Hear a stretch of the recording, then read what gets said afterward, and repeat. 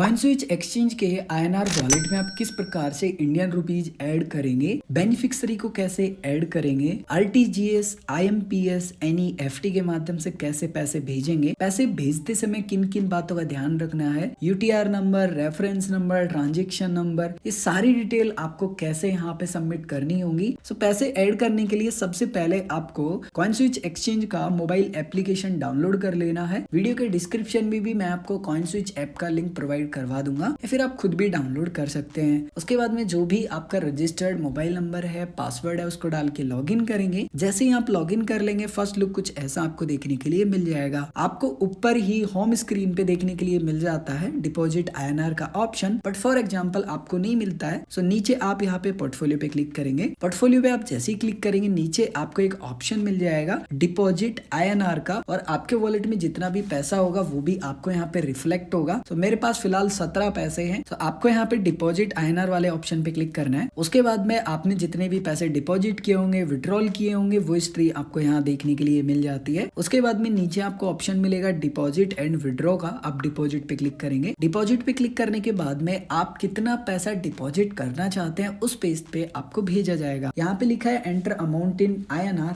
तो आपको यहाँ पे वो अमाउंट डालना है जो कि आप फिलहाल ऐड करना चाहते हैं। कम से कम फिलहाल जो लिमिट है वो है 100 रुपए, और ज्यादा से ज्यादा आप एक ट्रांजेक्शन में 50 लाख रुपए ऐड कर सकते हैं। वैसे आप अनलिमिटेड कितना भी पैसा ऐड कर सकते हैं, बट मल्टीपल आपको रिक्वेस्ट करनी होंगी। सो फॉर एग्जांपल मैं यहाँ पे ऐड करना चाहता हूँ 500 रुपए डेमो के लिए, मान लीजिए। सो मैंने 500 रुपए डाल दिए हैं। उसके बाद में नीचे आपको ऑप्शन मिलेगा डिपॉजिट का, जस्ट यहाँ क्लिक करेंगे। यहाँ पे क्लिक करने के बाद में कुछ बेसिक डिटेल लिखी हुई है जो कि आपको पढ़नी बहुत ज्यादा जरूरी है। यहाँ पे स्पष्ट लिखा हुआ है कि आपका जो पैसा होगा वो बैंक ट्रांसफर के माध्यम से होगा। इंस्टेंट आपका पैसा डिपॉजिट हो जाएगा। फीस आपकी 0 लगेगी। लिमिट अगेन यहाँ पे लिखी हुई है, और यहाँ पे क्लियर लिखा हुआ है कि NEFT के माध्यम से भेजना है, RTGS के माध्यम से भेजना है, या फिर IMPS के माध्यम से आपको भेजना है। तो आपको इस बैनर पे क्लिक करना है। जैसे ही आप इस बैनर पे क्लिक करेंगे आपको यहाँ पे बेनिफिशियरी डिटेल दिखाई देंगे। ये जो अकाउंट डिटेल आपको दिखाई दे रही है इनमें आपको पैसे भेजने हैं। अब यहाँ पे आप कंफ्यूज मत होना। यहाँ पे लिखा है बेनिफिशियरी। अब यहाँ पे बेनिफिशियरी में ना नेम आपका ही लिखा हुआ आ जाएगा। तो आप ऐसा मत सोचना कि यहाँ पे तो बेनिफिशियरी में नाम मेरा लिखा हुआ है, ये तो गड़बड़ हो गई, मैं क्या लिखूंगा जब अकाउंट ऐड करूंगा। तो आप कॉइन स्विच लिख दीजिएगा, कोई दिक्कत नहीं है। आप अपना नाम मत लिखिएगा बेनिफिशियरी में।